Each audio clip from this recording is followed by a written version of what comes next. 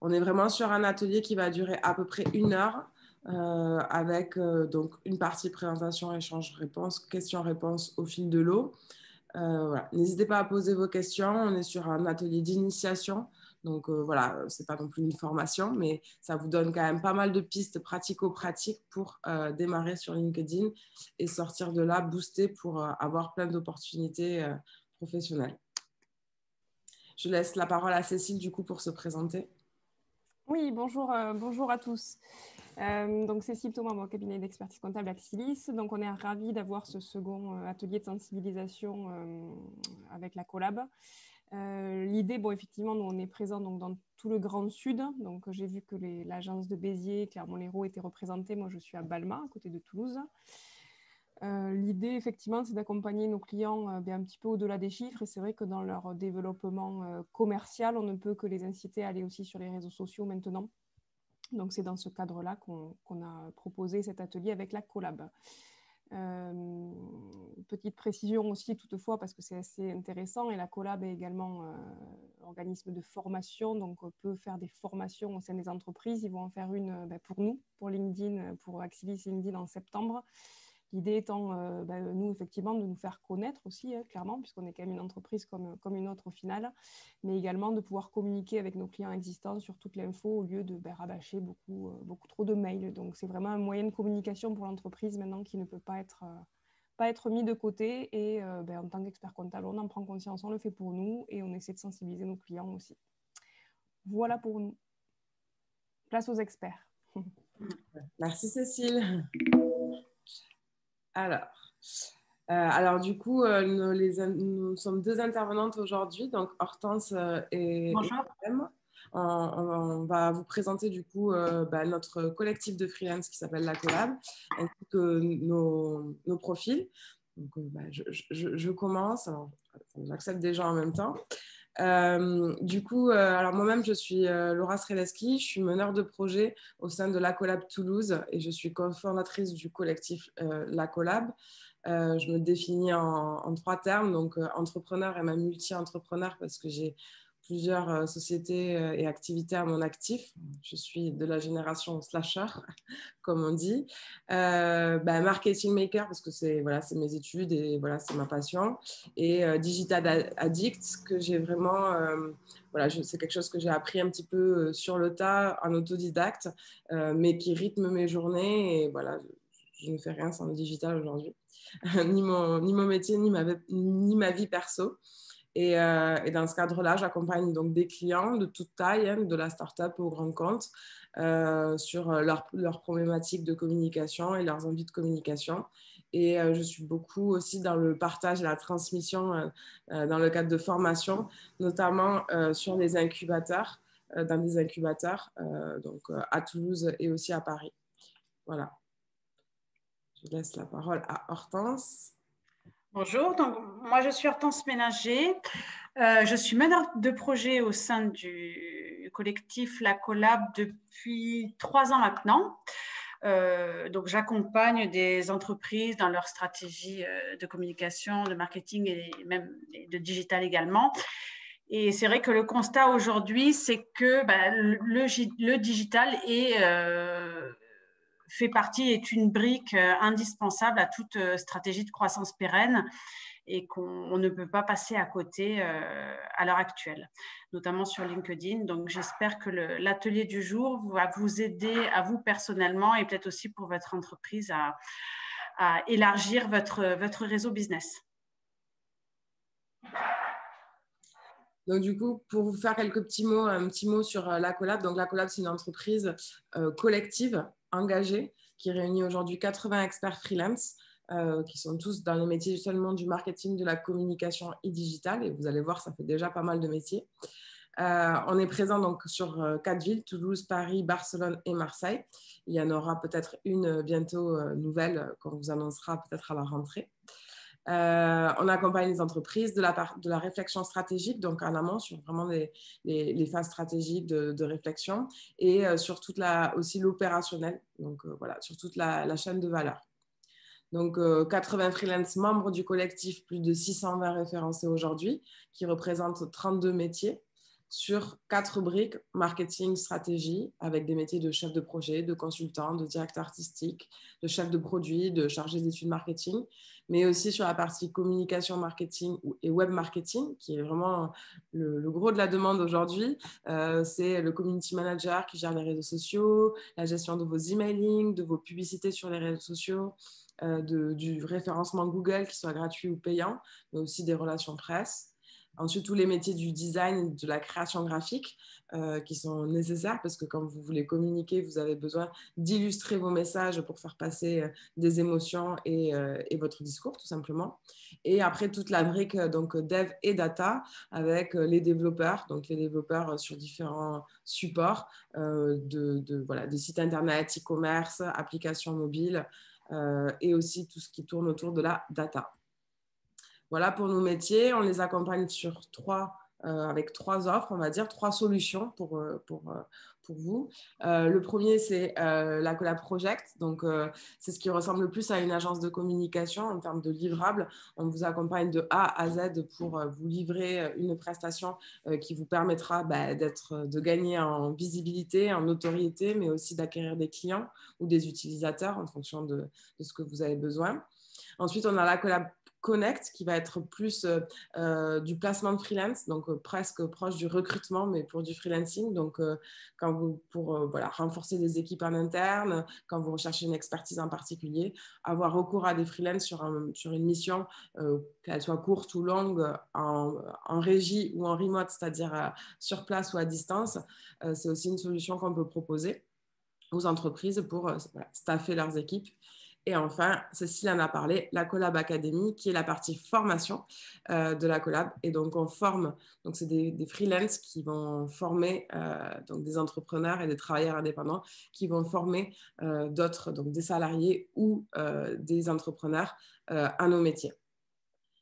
Et on encadre tout ça dans une charte de collaboration qui est signée à la fois par le client et à la fois par les freelances de l'équipe. Donc, on monte vraiment une équipe sur mesure. Le client fait partie de cette équipe, c'est très important pour moi. Et on s'engage sur des valeurs de collaboration qui nous permet vraiment de réenchanter les projets marketing et communication, que tout le monde y prenne beaucoup de plaisir et qu'on arrive à atteindre les objectifs et la performance nécessaires. Professionnalisme, bienveillance, réciprocité, impact positif et transparence et communication. Voilà pour un petit peu l'introduction sur la partie la collab. Et maintenant, on rentre dans le vif du sujet. Donc, pourquoi être actif sur LinkedIn? Et en d'autres termes, pourquoi vous êtes là ce matin? Donc, si vous êtes là, c'est que vous avez sûrement déjà quelques éléments de réponse à cette question. Et je vais vous en donner peut-être d'autres pour encore plus vous stimuler et vous rassurer que vous êtes bien au bon endroit ce matin à 9h14. Donc, la première chose, c'est que c'est un très bon levier pour tester votre discours de prospection à froid. On ne fait plus trop du porte-à-porte ou du phoning, même s'il y a quelques entreprises qui le font encore. Mais voilà, ça peut rassurer aussi sur une prospection à froid de passer par LinkedIn pour essayer de le faire. Ça peut aussi vous permettre de tester juste votre discours sur un nouveau produit ou un nouveau service que vous proposez. Voilà, vous frottez, c'est d'être aussi en contact direct avec des prospects. Ça vous permet de mieux les connaître, mieux les anticiper et améliorer aussi toute votre relation client et votre process de vente. Vous pouvez aussi faire de la veille concurrentielle sur LinkedIn. On va dire que c'est une petite mine d'or sur les informations sur vos concurrents. Il y a beaucoup de choses qui sont partagées et qui sont dites, donc je vous encourage à le regarder. Vous entreteniez le lien avec tous vos contacts professionnels au sens large du terme, vous les fidélisez et surtout vous allez pouvoir rester dans leur esprit en étant actif dans votre réseau. Donc voilà, vos contacts s'élargissent, on va le voir après, mais bon, bien sûr, il y a des prospects, des clients, mais il y a aussi vos collaborateurs, des anciens collègues, des anciens collègues d'études. Donc on retrouve toutes ces personnes-là sur LinkedIn. Et vos prospects vous repèrent et se renseignent sur vous sur LinkedIn. Alors, c'est hyper important de donner du grain à moudre, c'est-à-dire avoir une belle image et des contenus qui sont convaincants. C'est aujourd'hui, souvent les clients et les prospects, ils vont regarder le site internet de l'entreprise pour se rassurer, mais ils vont aussi regarder, surtout si vous êtes en B2B, ils vont aussi regarder ce qu'il y a sur votre LinkedIn et tout ce qu'il y a sur votre LinkedIn, que ce soit sur une page ou sur le profil, par exemple, des dirigeants ou de ses interlocuteurs, doit être rassurant et doit encourager à la collaboration. Et donc, pour réseauter sur LinkedIn de manière efficace, 2 prérequis que je vous disais au début. Donc, agir plutôt en tant que profil plutôt qu'en tant que page, parce que l'algorithme de LinkedIn est fait pour pousser les contenus profils. Donc, vraiment, si vous êtes dans une démarche commerciale ou de prospection sur LinkedIn, voire même de recrutement, c'est très important d'agir en tant que profil plutôt qu'en tant que page. La page va être plutôt la partie corporate, institutionnelle, un peu plus figée. Avoir un profil optimisé. Donc, voilà, malheureusement, on a fait déjà un premier webinaire qui était concentré sur cette partie-là. Je vous encourage peut-être à nous contacter si vous avez besoin d'aide sur cette partie-là. On peut voilà, vous former sur comment optimiser votre profil. C'est important de l'avoir optimisé puisque finalement, si vous devenez actif sur LinkedIn, les gens vont venir voir votre page et donc du coup, il va falloir renvoyer la bonne image pour que finalement, vous puissiez convertir tous ces contacts que vous allez créer, générer ou réactiver. Et ensuite, je voulais juste attirer votre attention pour vous dire que tout le monde a sa place sur LinkedIn, que vous soyez salarié ou dirigeant d'une entreprise ou à votre compte. Tout le monde a un rôle à jouer et LinkedIn est vraiment voilà, un outil pour booster la carrière professionnelle de chacun et avoir des résultats, peu importe son poste et son activité, grâce à LinkedIn. Hop. Alors, je vous présente un petit peu pour introduire. Ce qui est important, c'est parce qu'on va être vraiment sur notre objectif, c'est qu'à la fin de cette session, vous soyez à l'aise pour vous connecter à des gens et élargir votre réseau, ajouter de nouveaux contacts. Donc, c'est important pour nous de clarifier dans un premier temps les différents niveaux de relations. Vous le voyez souvent, il y a toujours écrit 1, 2, 3 et plus.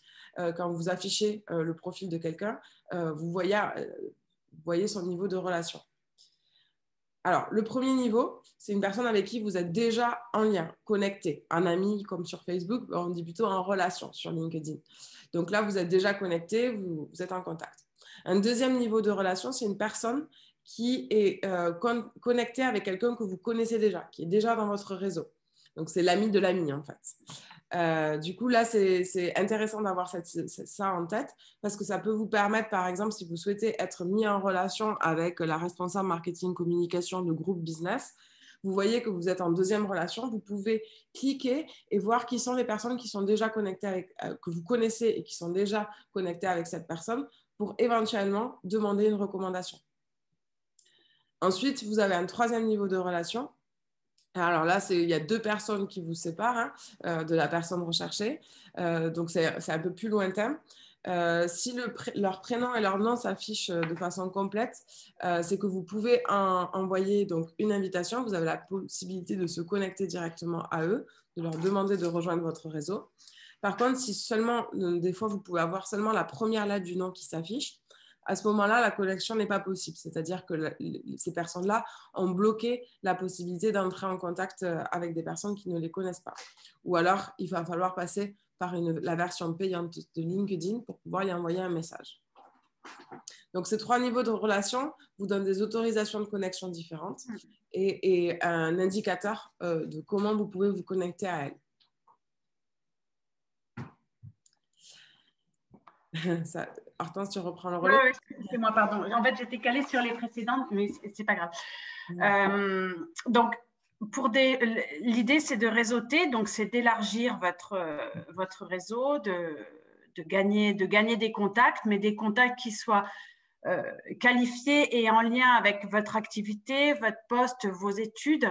Voilà, il ne faut pas que ça soit du tout venant non plus pour que l'algorithme, et ça, c'est l'algorithme de LinkedIn qui va vous aider justement en fonction de vos affinités, en fonction de l'interaction que vous avez eue avec certaines personnes, certains postes, l'algorithme LinkedIn va vous pousser aussi des contacts et des suggestions de mise en relation. Alors, vous pouvez être vous aussi proactif dans l'élargissement de votre réseau et dans la recherche de contacts. Donc là, vous pouvez tout à fait cibler votre recherche sur déjà au sein de votre entreprise, donc essayez de vous mettre en relation avec les personnes qui font partie de la même structure, mais également de vos anciennes structures, tout ce qui est le cercle des études, donc vos anciens amis d'école ou professeurs d'école, des personnes qui ont pu vous accompagner aussi ou vous conseiller à certains moments de votre vie professionnelle, des clients également, des partenaires ou des prospects voilà, qui rentrent dans votre cercle d'activité, ou encore pour nous, par exemple, à la Collab, on est souvent amené à faire des recherches sur le terme freelance pour toujours élargir notre réseau de freelance.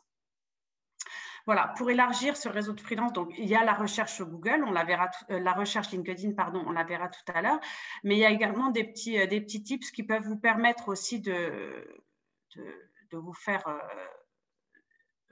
remarquer. Donc, c'est intégrer votre lien LinkedIn en signature de mail. Ça peut même un QR code sur une carte de visite, ou alors toujours le rajouter en signature si vous faites des articles sur des blogs.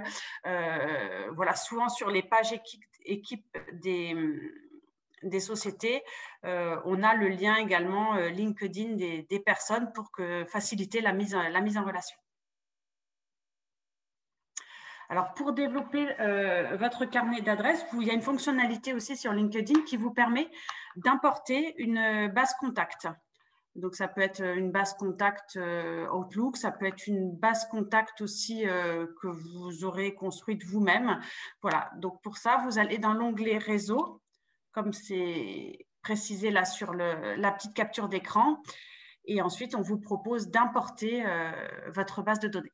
Donc ça, c'est plutôt facile aussi puisque ça vous permet, généralement, les contacts que vous avez dans vos bases de données, ce sont des relations professionnelles avec qui vous avez déjà établi un contact. Donc voilà, ça rentre dans cette logique de réseau personnalisé. C'est facile pour commencer et pour avoir généré ses premières relations. Voilà. Et qui seront ensuite engagés aussi sur vos contenus, etc. Donc, la fonction recherche sur LinkedIn, donc il y a beaucoup de critères de recherche. Donc, vous pouvez cibler sur des personnes que vous connaissez ou, comme le disait tout à l'heure Laura, aller rechercher en 2e niveau ou même en 3e niveau de contact, faire des recherches sur des contenus qui pourraient vous intéresser, sur des groupes ou encore rechercher des événements qui pourraient vous intéresser.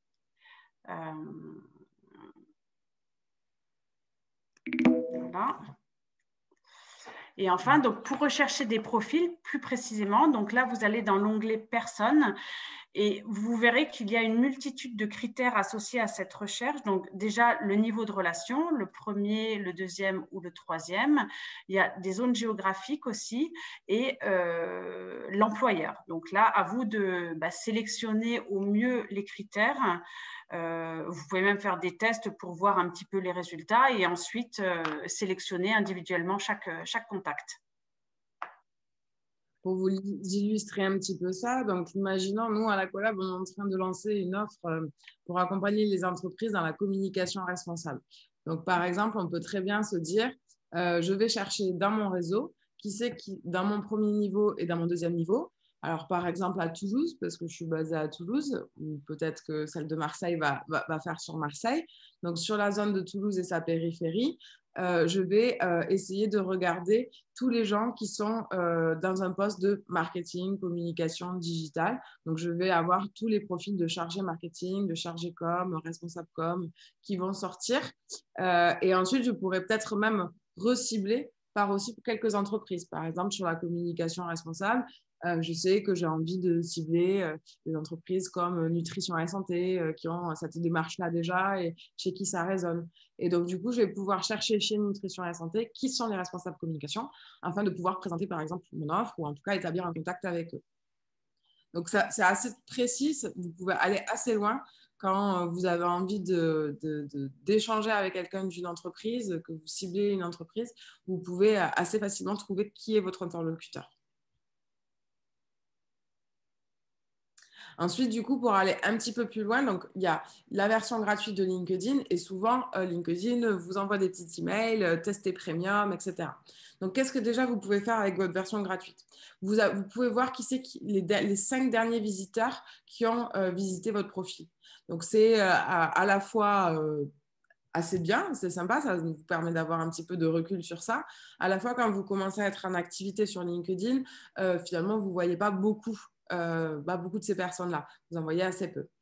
Ensuite, vous pouvez donc avoir l'affichage des profils complets jusqu'au 2e niveau, mais les 3e niveaux, vous ne voyez que partiellement les informations. Des fois, vous ne voyez même pas le poste, même pas le nom de famille. Donc, finalement, dans vos recherches un peu précises de prospection, ça peut être un peu plus compliqué. Ou même si vous êtes dans une démarche de recrutement, par exemple, voilà, vous avez trouvé le profil de vos rêves, mais vous n'avez ni son prénom ni son nom, vous ne pouvez pas vous connecter et vous ne voyez pas forcément tous les détails. Les recherches de profil avec la possibilité de créer 3 alertes de recherche, effectivement, plutôt que de faire chaque fois la même recherche, etc., vous pouvez mémoriser une recherche pour pouvoir contacter, par exemple, cette semaine, certains contacts. Vous allez prendre contact avec 5-10. Vous n'avez pas le temps de faire plus. Vous reviendrez la semaine prochaine. Vous pouvez enregistrer cette recherche en créant une alerte et revenir la semaine d'après pour continuer à contacter les autres personnes qui vous intéressent. Sur la partie premium, rapidement, il y a 4 versions qui sont différentes avec des objectifs en fait qui sont différents. Il y a l'objectif carrière, donc ça va être plutôt si vous êtes à la recherche d'un emploi. Ça va favoriser votre recherche d'emploi parce que ça va vous permettre d'avoir débloquer des fonctionnalités et de mettre plus en avant votre profil vers des recruteurs. Vous avez le Premium Business, donc c'est le premier qui vous propose en général, donc c'est le moins cher. Ça vous permet de rechercher et contacter vraiment les bonnes personnes avec encore plus de filtres que dans la version gratuite. Vous pouvez aussi voir les personnes qui visitent votre profil. Vous pouvez plus promouvoir votre activité professionnelle. Vous avez le petit in-mail, enfin le petit premium doré qui fait ressortir votre profil par rapport aux autres. Vous pouvez contacter en illimité. Et ensuite, vous avez le Sales Navigator qui va encore plus loin parce que là, ça se mixe avec votre CRM carrément. Et du coup, LinkedIn fait remonter les données dans les CRM. Donc là, on est sur des choses beaucoup plus poussées, automatisées, quand on utilise vraiment LinkedIn comme son premier levier d'acquisition de clients, parce que c'est le cas pour aujourd'hui un certain nombre d'entreprises. Toute leur stratégie commerciale repose sur LinkedIn. Et donc, Sales Navigator va plutôt s'adresser à ce type de personnes-là. Et enfin, vous avez l'offre recrutement pour les recruteurs quand vous êtes en train de recruter. Voilà, c'est pour faciliter la recherche de candidats, contacter plus rapidement et plus facilement les candidats, avoir un accès direct au contact. Et voilà, ça simplifie vraiment la tâche des recruteurs. Donc, c'est vrai qu'aujourd'hui, les services RH et les recruteurs des entreprises ont quasiment tous cette version payante parce qu'ils l'utilisent. C'est un outil qu'ils utilisent quotidiennement. Voilà. À noter que vous pouvez tous passer en premium en version gratuite pour le tester sur 1 mois. Donc, c'est sans engagement. Vous pouvez le tester 1 mois gratuitement. Je vous conseille de bien choisir ce mois-là et d'être sur un mois où vous avez du temps à accorder à LinkedIn et où c'est votre priorité pour vraiment pouvoir en sortir le meilleur. Ensuite, donc, du coup, on vous enverra les slides. Je ne sais pas si on vous l'a dit au début, mais on vous enverra les slides suite à l'événement. Donc, je vous ai mis un peu plus de détails sur les fonctionnalités payantes. Ce sont des choses que vous pouvez aussi retrouver sur le site de LinkedIn. Donc, je ne m'attarde pas forcément dessus. Et donc, bon, on a recherché des gens, on a trouvé des gens, on s'est déjà connecté avec notre réseau proche, à des gens qu'on connaît, etc. Voilà, on démarche de nouvelles personnes qui nous intéressent vraiment, avec qui ça fait longtemps qu'on aimerait être en contact, etc. La première question qui se pose, c'est est-ce que je suis la personne ou je me connecte à la personne? Alors, c'est les 2 possibilités que vous avez. Donc, pour les distinguer, en fait, suivre une personne, ça vous permet de voir ses actualités, c'est-à-dire les posts qu'elle publie, de voir un petit peu les mises à jour de son profil, etc. Par contre, elle ne verra pas ce que vous publiez. Donc, c'est intéressant dans le sens où si vous voulez suivre, par exemple, un concurrent, ça vous permet de voir son contenu, mais que lui ne voit pas le vôtre. Voilà, le suivi, c'est à peu près ça. Ou si c'est une personne qui est assez influente, je ne sais pas, par exemple, sur Emmanuel Macron, vous n'allez peut-être pas vous connecter avec lui, vous allez peut-être juste le suivre. Emmanuel Macron est sur LinkedIn, donc c'est pour ça que j'en parle. Mais vous allez peut-être juste le suivre, ça ne sera pas nécessaire de se connecter. En fait, ce qui vous intéresse, c'est de suivre son actualité, pas vraiment d'avoir un échange et une discussion. Et donc, se connecter, à contrario, c'est quand on veut vraiment avoir une discussion, établir un contact et établir une conversation. Donc, voilà. Pas nécessaire toujours de se connecter, en gros, si vous voulez simplement suivre l'activité d'une personne. Et si vous vous connectez, par contre, l'un et l'autre verra les mises à jour et les actualités de chaque profil. Deuxième dilemme, une fois que vous avez choisi de vous connecter avec une personne, est-ce que j'ajoute une note ou est-ce que j'ajoute pas une note? Alors déjà, il faut savoir que l'option ajouter une note apparaît seulement sur ordinateur. Ça n'apparaît pas quand vous faites des invitations sur mobile. La petite note, donc c'est la petite note qui accompagne la demande de contact et que la personne voit apparaître quand elle doit accepter et refuser. Donc, alors, je pense qu'il n'y a pas de grandes règles, hein. C'est un peu propre à chacun. Il y a beaucoup de personnes qui mettent la petite note. L'idée, c'est toujours que quand on fait une note, je crois que j'ai une slide après à ce sujet, c'est qu'elle soit assez courte. Donc, de toute façon, vous êtes limité en termes de caractères. Et essayer de vraiment remettre du contexte. Il ne faut pas que ça soit une petite note bateau. En fait, pour moi, si c'est une petite note bateau ou une petite note commerciale, ça ne sert à rien de mettre une note parce que les gens ne vont pas vous accepter et ça va plus être enclin à retarder l'acceptation, voire à avoir un refus. Par contre, si vous avez déjà rencontré cette personne, vous l'avez vu intervenir sur un webinaire, par exemple, là, il ne faut pas hésiter parce que c'est concret, c'est contextualisé et surtout, c'est personnalisé. Et donc, du coup, vous allez augmenter vos chances. Typiquement, moi, quand je reçois des invitations sur LinkedIn, si vous me mettez une petite note un peu bateau et commerciale, je ne vous accepterai pas. Soit je vous refuserai, soit je mettrai peut-être 2 mois avant de vous accepter. Parce que, en fait, moi, je considère que quand on m'écrit un message, il faut que j'y réponde. Donc, je préfère ne pas accepter pour ne pas avoir à y répondre, entre guillemets. Mais par contre, si vous m'envoyez un petit message en me disant bah, Laura, on s'est vu sur le webinaire ce matin, bah, là, par contre, je vais vous accepter directement. Ça, c'est parce qu'il y a un élément de contexte, je sais où je vous ai rencontré et du coup, c'est plus liant. Donc, voilà. Ou si vous avez repéré un profil sur LinkedIn, expliquez la raison pour laquelle vous l'avez repéré, vous l'identifiez comme intéressant et pour lequel vous avez une synergie. En gros, soyez précis si vous faites une petite note. Donc, voilà. Donc là, je vous avais mis un petit exemple. Bonjour Claire, suite au webinaire d'hier avec le village, j'aurai le plaisir de suivre vos actualités. Donc ça marche bien. Ça donne envie d'accepter de suite. Il y a une question, Laura, qui dit « C'est quoi une note bateau ou commerciale pour les éviter ?» Alors, une note bateau, c'est bonjour, je souhaiterais rentrer en contact avec vous. Voilà.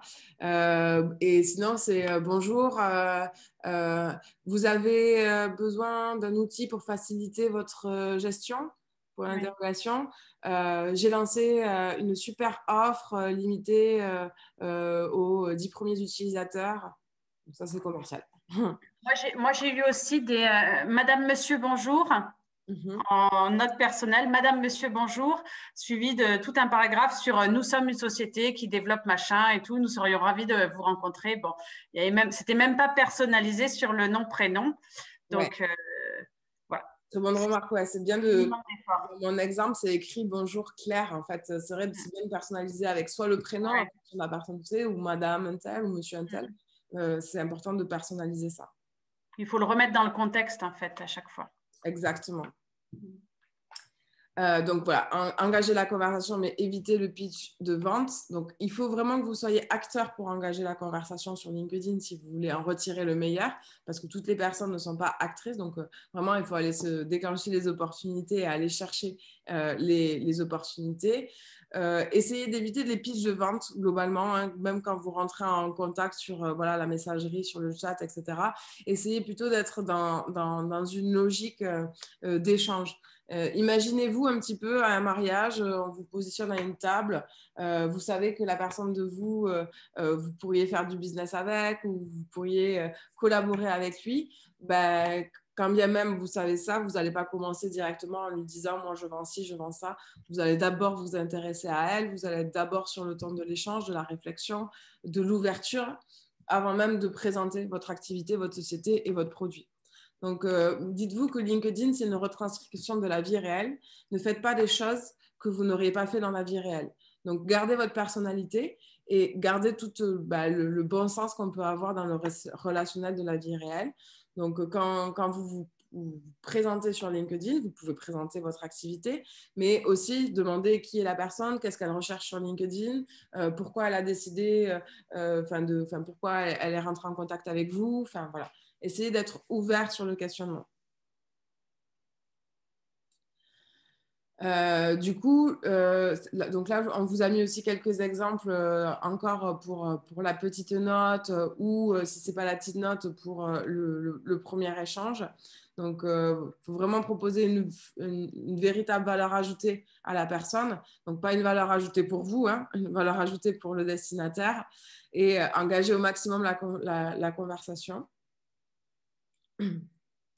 Et ensuite, même pour les gens qui vous invitent, quand vous avez des invitations, alors la plupart des gens acceptent automatiquement les invitations, mais ça s'arrête là. Ce qui peut être intéressant, c'est de prendre le temps à chaque acceptation d'envoyer un petit message. Là, toutefois, il peut être un petit peu préparé en amont, mais en tout cas, c'est eux qui ont demandé à être en relation avec vous. Donc, vous pouvez prendre le parti de vous présenter à eux. Par exemple, je vous ai mis mon exemple de petit message d'introduction. Donc voilà, merci pour votre invitation à rejoindre votre réseau LinkedIn. J'ai l'habitude de me présenter rapidement mes nouveaux contacts. Donc je me présente un petit peu, je présente mes contacts, je présente la collab du coup. Donc là, c'est un freelance. Et à la fin, je finis toujours par au plaisir d'en savoir plus sur votre activité et de savoir ce qui vous a donné envie de rentrer en contact avec moi. Donc ça, c'est vraiment une ouverture pour initier l'échange et enclencher la conversation. Ensuite, quand la conversation est enclenchée sur LinkedIn, n'hésitez pas à basculer assez vite sur un échange téléphonique ou de fixer un rendez-vous parce que quand même, LinkedIn, voilà, c'est une messagerie instantanée. Au moment où la personne est connectée, elle va répondre. Mais après, la personne peut oublier finalement de consulter régulièrement ses messages. Donc, il faut basculer assez vite, soit par email, soit par téléphone, soit en rendez-vous. Ça, c'est vraiment le conseil clé. Du coup, il n'y a pas de questions, hein, Hortense? Juste, OK. N'hésitez pas si vous en avez. Peut-être que même si certains d'entre vous ont des retours d'expérience, on peut faire un petit temps d'échange sur ça. La dernière nouveauté de LinkedIn, c'est les messages vocaux. Vous pouvez maintenant envoyer des vocales. Donc, vous voyez que c'est une utilisation qui se fait de plus en plus dans nos usages du quotidien, que ce soit à titre perso ou professionnel. De toute façon, tout ce qui est marketing de l'audio est en pleine explosion avec les podcasts, les recherches vocales, Siri, etc. Donc, pourquoi pas l'utiliser si ça colle à votre personnalité, bien sûr. Hein. Si voilà, vous sentez que ça peut convaincre un utilisateur en face. C'est vrai que des fois, ça permet vraiment de se démarquer d'utiliser le message vocal. Ça montre le ton de la voix, l'enthousiasme que vous pouvez avoir. Ça inspire confiance. On a l'impression de déjà créer un lien. On est plus près de la vraie vie, donc ça crée un sentiment de proximité aussi. Et on se rappelle beaucoup plus de vous qu'à l'écrit quand vous faites un vocal. Donc, ça peut être une piste à explorer. Mais vraiment, ça doit être en relation avec votre personnalité. Est-ce que, du coup, comment vous agissez, vous? Est-ce que vous êtes, quand vous invitez des personnes en contact, vous êtes plutôt petite note, pas petite note? Comment vous acceptez les gens en fonction de si c'est une petite note ou pas? Est-ce que certains ont envie de faire un petit retour d'expérience? Pour ma part, c'est vraiment pas organisé, d'où le but. Je sais qu'il faut se former, hein. Ça ajoute, ça réceptionne. On sait d'ailleurs pas trop qui accepter. Maintenant, j'accepte tout le monde, mais à un moment donné, j'hésitais. Oui, j'accepte personne.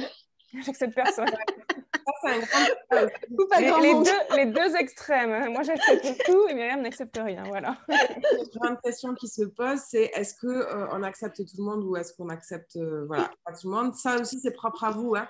C'est vraiment personnel. Aujourd'hui, LinkedIn, c'est un réseau professionnel. Ce que vous mettez quand même sur LinkedIn, c'est quelque chose, c'est quand même maîtrisé normalement en termes d'image. Donc, on n'est pas dans la même logique qu'un Facebook ou que d'un Instagram éventuellement. Généralement, normalement, ce que vous mettez sur LinkedIn, c'est des choses qui sont voilà, professionnelles. Enfin, ça doit valoriser votre image. Donc, on s'ouvre un peu plus à des gens qu'on ne connaît pas, mais vous pouvez faire le choix quand même de bien cibler des gens avec lesquels vous voyez qu'il peut y avoir une appétence professionnelle, une synergie professionnelle, plutôt que voilà, d'accepter tout le monde. Ça permettra d'avoir une meilleure interaction sur vos publications ensuite. Oui, non, mais c'est sûr. Après, c'est vrai que c'est une question aussi d'organisation, encore une fois, hein. Moi, il faut qu'on se cale des créneaux, je pense, pour s'y consacrer, parce que là, je le fais entre deux... Ouais. Entre deux rendez-vous. Voilà. Entre le petit-déj et le déjeuner. C'est ça. Donc, forcément, si on professionnalise pas notre utilisation, ça va être compliqué d'en tirer les bénéfices au final. Oui, c'est une routine à mettre en place. J'en parle en conclusion pour la petite routine. Peut-être qu'on pourra partager aussi nos retours d'expérience sur comment on s'organise pour bien le gérer. Tout ça, c'est vrai que la clé, c'est la régularité et l'organisation. Régularité, oui. Organisation, il y a du travail. Je redonne la parole à Artan. Oui. Alors, on va voir aussi qu'il y a une manière d'engager plus subtilement la conversation avec nos contacts. C'est simplement en allant consulter le profil, pardon. Puisqu'une personne donc, dont on va ouvrir le profil va recevoir une notification. Je ne sais pas si vous l'avez déjà vu. Voilà, vous avez la petite capture d'écran. Julie Macrez et 4 autres personnes ont vu votre profil.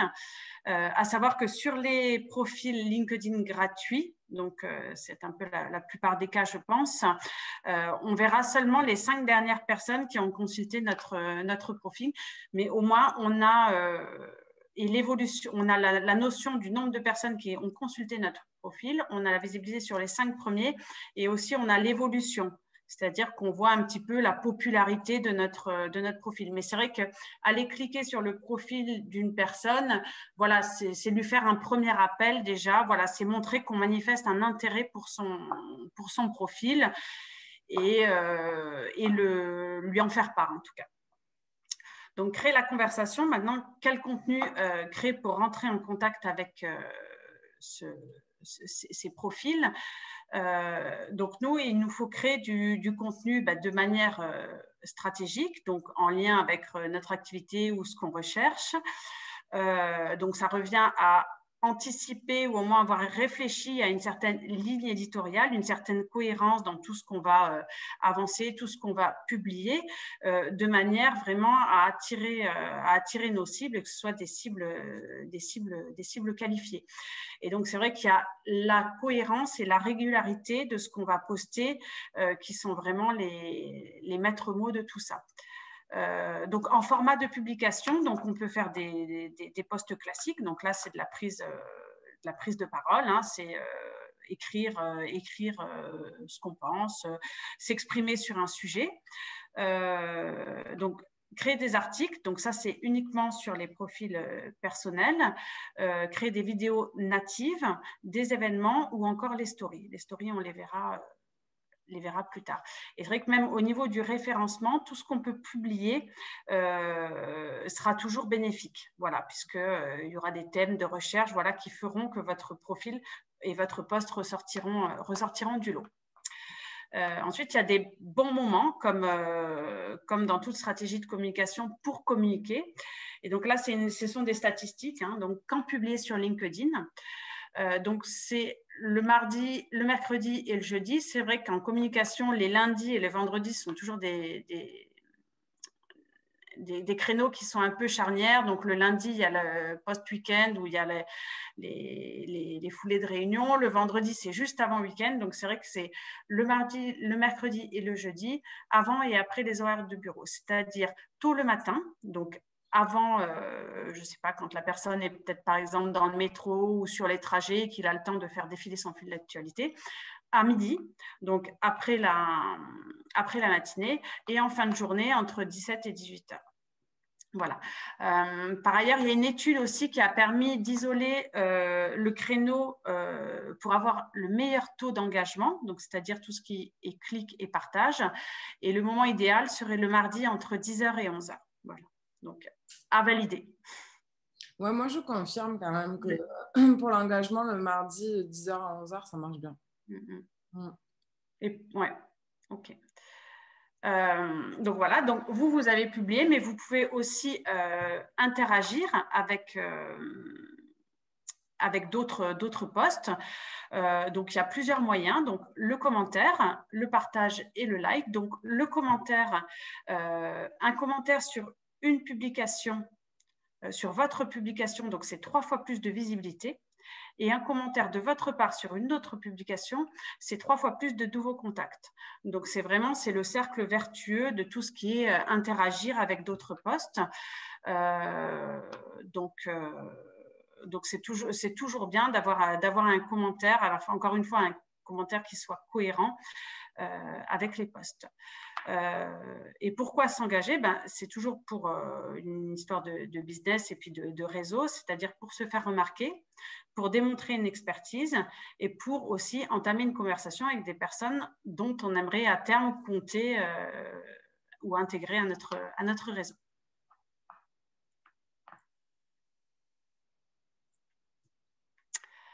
Alors, quoi dire un commentaire, hein? C'est un peu toujours la page blanche, hein, le syndrome de la page blanche. Qu'est-ce que je peux lui dire?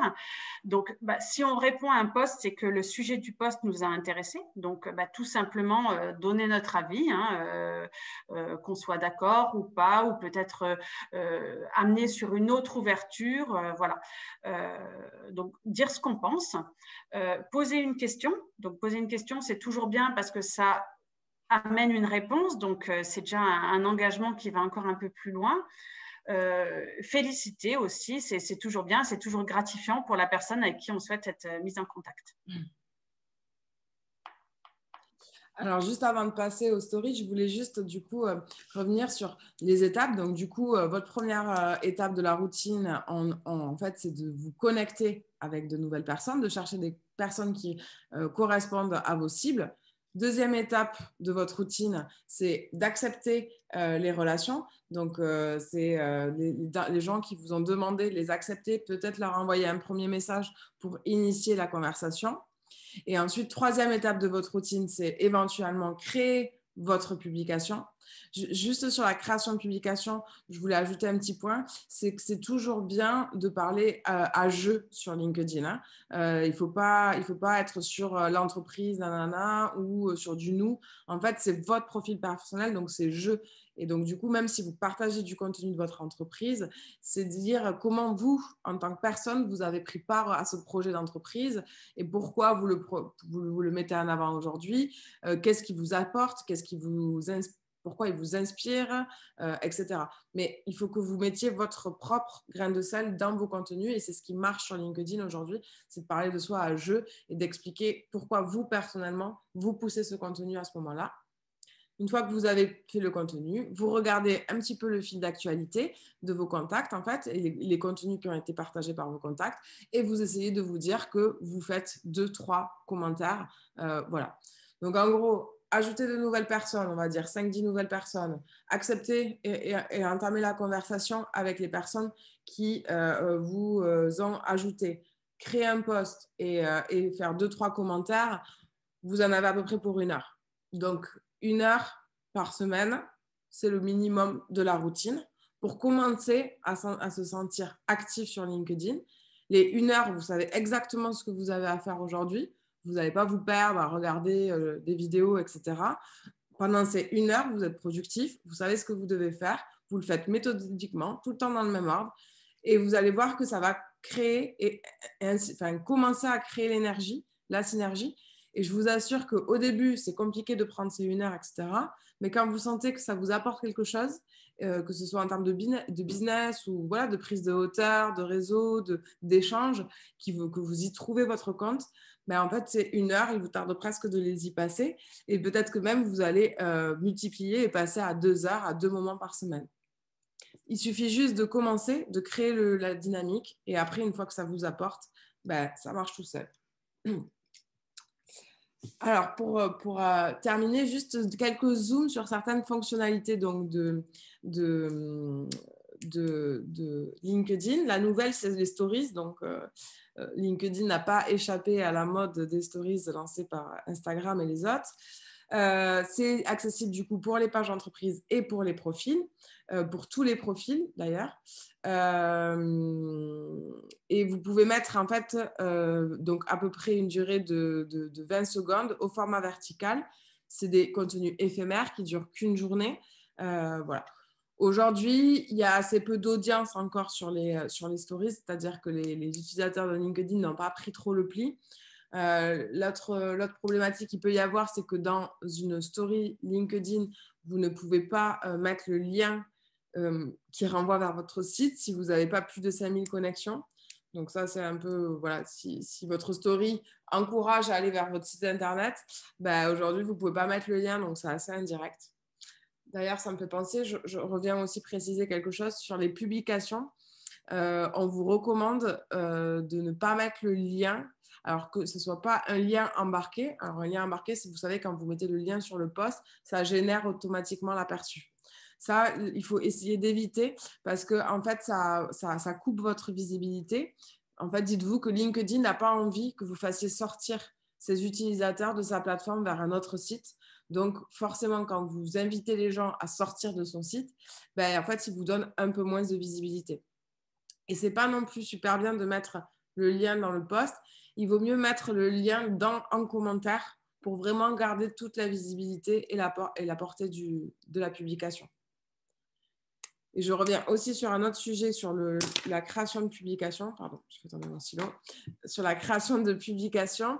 Sur la création de publications, on me demande aussi, est-ce que sur LinkedIn, les emojis sont les bienvenus? Bah, les emojis, oui, c'est très utilisé sur LinkedIn. Ça permet d'aérer le contenu, de le ponctuer et d'attirer l'œil. Attention à ne pas en abuser, parce que voilà, il faut rester quand même sur quelque chose de professionnel. Le niveau d'abusement, on va dire, ça va dépendre aussi de votre personnalité. Si vous êtes quelqu'un dans la vie d'assez extraverti, assez pétillant, voilà, plein d'humeur, etc., ben, ça sera beaucoup plus cohérent que si vous êtes quelqu'un de plutôt discret, etc. Donc peut-être que les emojis à ponctuer en fonction de votre personnalité et surtout les utiliser en fonction aussi de ce que vous dites. En fait, ça doit illustrer votre propos et donc avoir un rapport avec ce que vous dites. Voilà, juste l'aparté pour les emojis. Ensuite, vous avez la fonctionnalité des groupes aussi sur LinkedIn. C'est un petit peu comme sur Facebook. Vous pouvez rejoindre des groupes de certaines thématiques. Donc, par exemple, vous êtes dans les cuisines. Bah, ça peut être intéressant de rechercher des groupes, par exemple, d'architectes. Donc, vous pouvez taper, par exemple, architecte, si vous êtes à Rennes, vous allez taper architecte Rennes et regarder s'il n'y a pas un groupe qui va regrouper les architectes d'intérieur, décorateurs, les gens du bâtiment, par exemple, et essayer d'intégrer ce groupe en tant que professionnel aussi du bâtiment pour essayer d'identifier, en fait, d'une part, toutes les personnes qui sont dans le groupe et qui peuvent être susceptibles de vous intéresser. Parce que quand vous êtes dans un groupe, vous voyez, en fait, toutes les personnes qui ont rejoint le groupe. Donc, si c'est assez précis, finalement, bah, ce sont des gens que vous pouvez assez vite identifier pour démarcher et pour vous demander des connexions, par exemple. Vous pouvez aussi publier dans le groupe, donc donner un peu plus de visibilité à votre contenu que vous publiez sur votre compte, le mettre aussi dans des groupes. Participer à la conversation et créer l'engagement.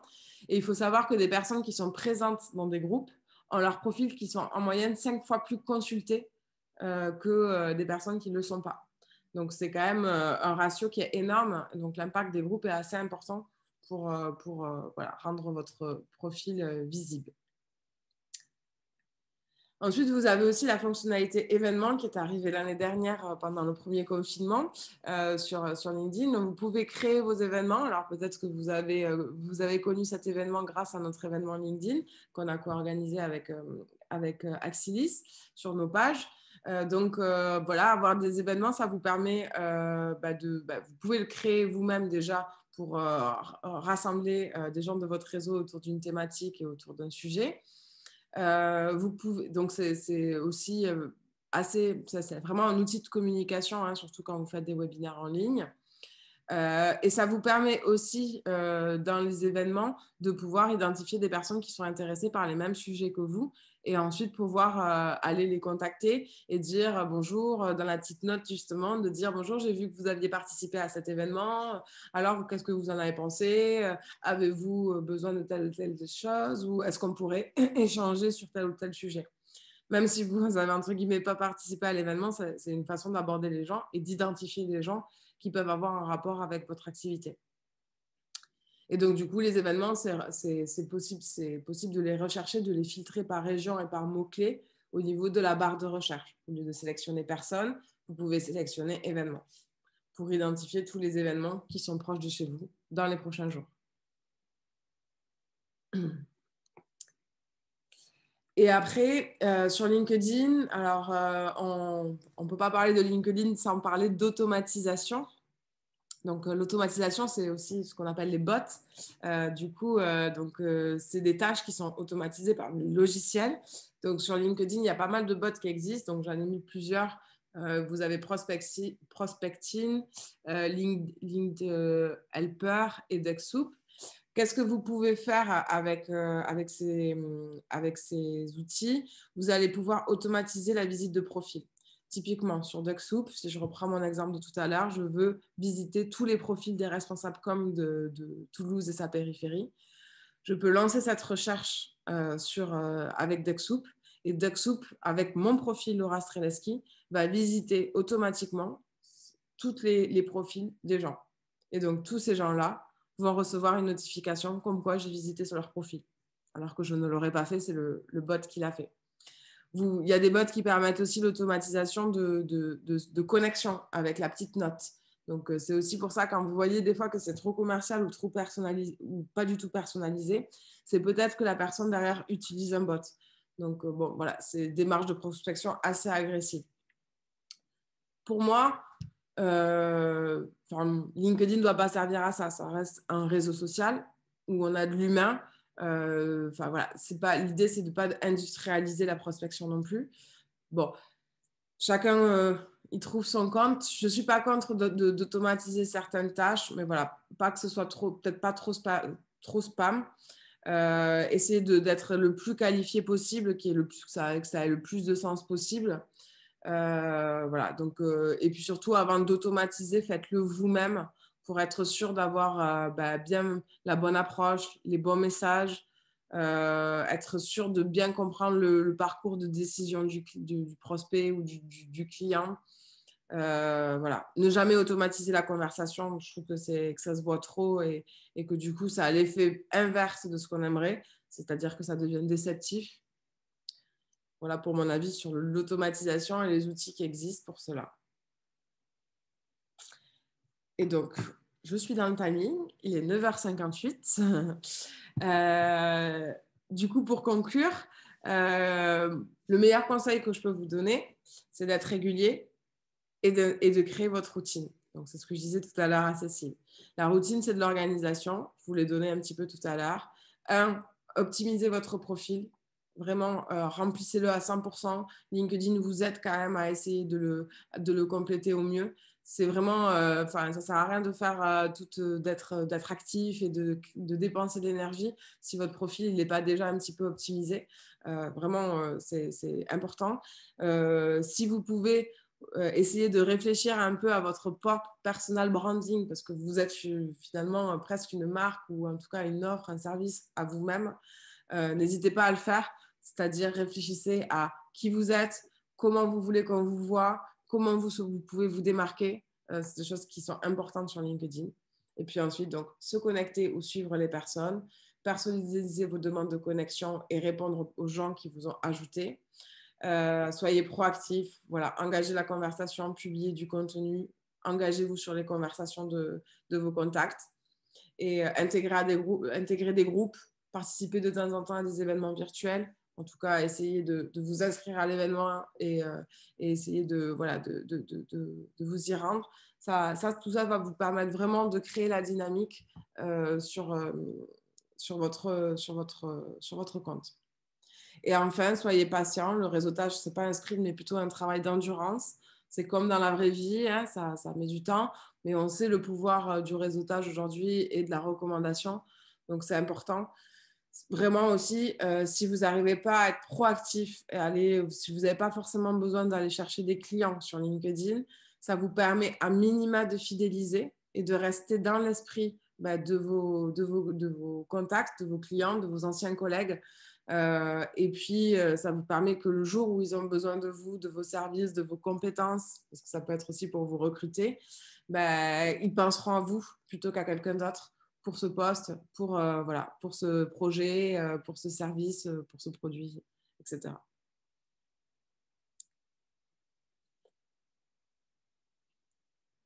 Et c'est maintenant l'heure des questions. Il me reste quelques minutes avec vous pour répondre à vos questions.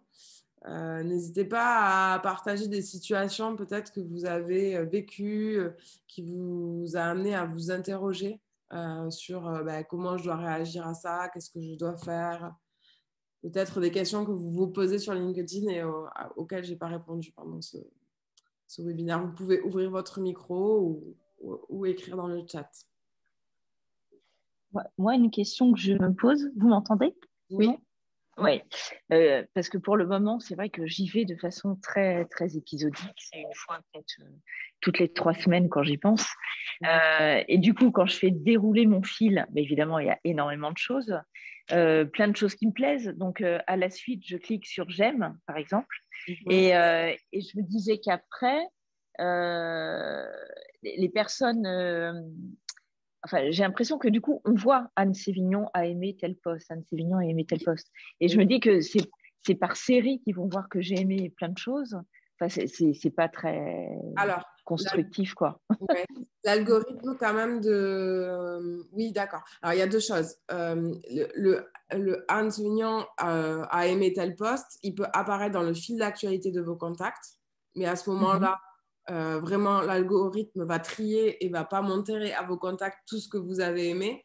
Il va peut-être montrer le contenu qui est le plus proche de ce que l'autre personne aime ou des choses comme ça. Donc, il ne va pas tout montrer. Après, le seul endroit où ça se voit, c'est sur votre profil. Quand vous faites découvrir l'actualité d'une personne, vous avez la possibilité de voir l'activité, donc des engagements, et vous avez la possibilité de voir les posts, les articles, etc. Et donc là, effectivement, il va voir tout ce que vous avez aimé, mais finalement, assez peu de personnes prennent le temps de regarder à quelle date vous avez aimé, etc. Donc, pour moi, rien de grave, vous pouvez continuer.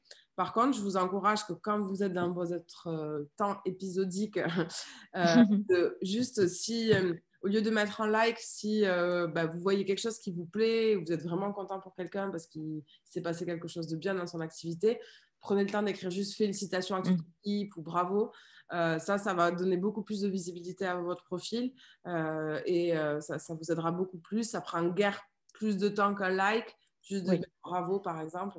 À minima, c'est le premier step pour améliorer votre visibilité, quoi. Ouais, ok. Voilà. Et après, essayez d'être juste un peu plus régulier. Après, de toute façon, faut pas essayer de voir tous les posts de votre fil d'actualité. Vous pourrez pas. Mais quand vous y passez, vous vous dites, allez, pendant 10 minutes, je me perds sur le fil. Je top chrono, minuteur, et puis quand ça fait 10 minutes, vous vous arrêtez et puis vous avez vu pas mal de choses, quoi. Ouais, d'accord. Ok. En tout cas, quand vous êtes dans votre routine, il faut le faire de façon productive. Après, si vous avez envie de vous perdre des fois le soir sur votre téléphone pour regarder ce qui se passe sur LinkedIn, c'est encore autre chose. Non, mais c'est un excellent conseil, ça, cette routine-là, c'est très bien. Est-ce qu'il y a d'autres questions, partage d'expérience?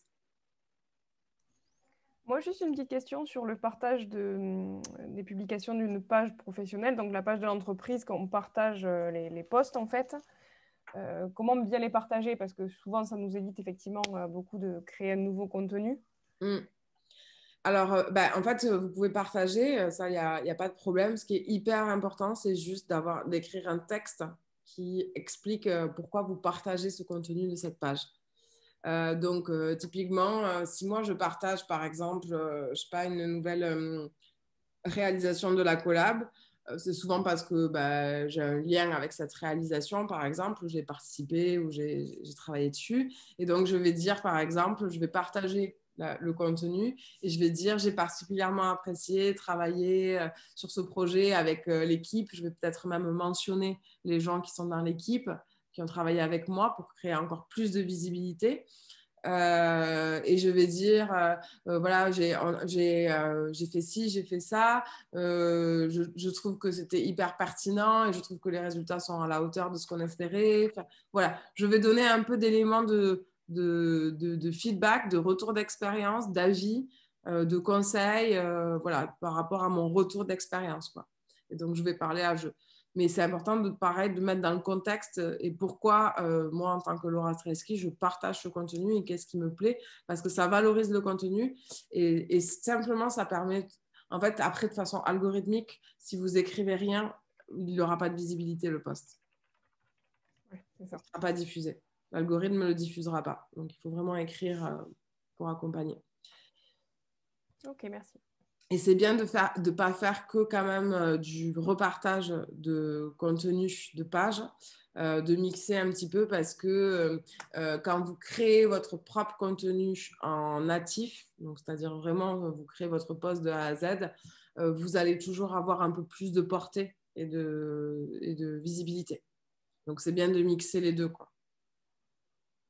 D'accord, quitte à reprendre le contenu, parce que quand c'est par exemple, des infos techniques dans notre métier, oui, ça peut être possible de reprendre le contenu et juste de le copier-coller, quoi, plus dans l'absolu. Oui. Après, voilà, si tout le monde le fait dans une entreprise, ça peut faire bizarre que tout le monde fasse la même publication. Parce que finalement, si par exemple, moi sur Axlis, je suis en contact avec pas mal de gens de chez vous, si je vois que vous avez tous copié-collé et publié le truc en même temps, ça va faire un peu spam sur mon fil d'actualité. Oui, c'est sûr. Donc, alors que si vous avez tous repartagé en même temps avec un message, en fait, avec différence, ça ne fait pas du tout le même effet. D'accord. Ok. Oui, quitte à se coordonner aussi sur les jours d'intervention, quoi, par contre. Ouais. Ok. Il y a une question dans les commentaires de Gaëlle sur les hashtags. Est-ce qu'ils fonctionnent comme Instagram? Alors, les hashtags existent sur LinkedIn, effectivement, donc c'est toujours bien d'en mettre, on va dire 3-4 à peu près, pas du tout autant que sur Instagram, il faut assez bien les choisir. En fait, ça permet d'améliorer le référencement de votre profil quand vous les utilisez. Par exemple, quelqu'un qui cherche, je sais pas, quelqu'un dans le retail, si vous l'avez utilisé dans des posts, votre profil va plus apparaître que si vous n'avez pas mis de hashtag et que vous n'avez pas parlé de ce terme-là. Donc, ça aide, on va dire, un petit peu le référencement à ce niveau-là. Et ensuite, souvent, c'est pas mal de mettre le hashtag de la marque, éventuellement, si vous êtes surtout si vous êtes un entrepreneur ou à votre compte. Et ensuite, un hashtag qui illustre bien votre contenu.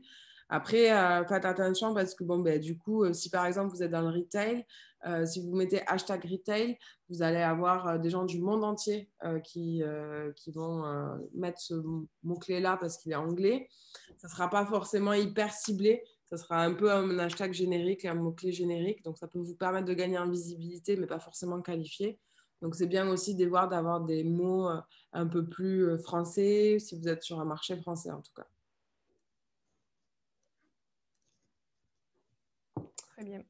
Voilà, n'hésitez pas en tout cas si vous avez des questions, si vous avez besoin d'un peu plus de détails à nous recontacter. Vous pouvez répondre directement à l'email qu'on va vous envoyer pour vous envoyer le contenu des slides. Et voilà, on sera ravis de pouvoir vous répondre, vous aider dans votre LinkedIn et j'espère que ça vous permettra de déclencher plein de belles affaires, de rencontrer plein de nouveaux collaborateurs, de gens avec qui travailler. voilà, ou de partenaires aussi. Hein, beaucoup, nous, on travaille beaucoup les partenariats, la collab aussi sur LinkedIn. Donc, voilà, que ça vous apporte en tout cas ce que vous êtes venu chercher. Merci beaucoup, Laura, en tout cas, pour cette intervention très claire. Merci, Laura. Merci beaucoup. Avec plaisir. Je vous souhaite une bonne matinée, une bonne semaine du coup. Bonne journée. Merci. À bientôt. Au revoir. Bonne journée. Au revoir. Au revoir. Au revoir.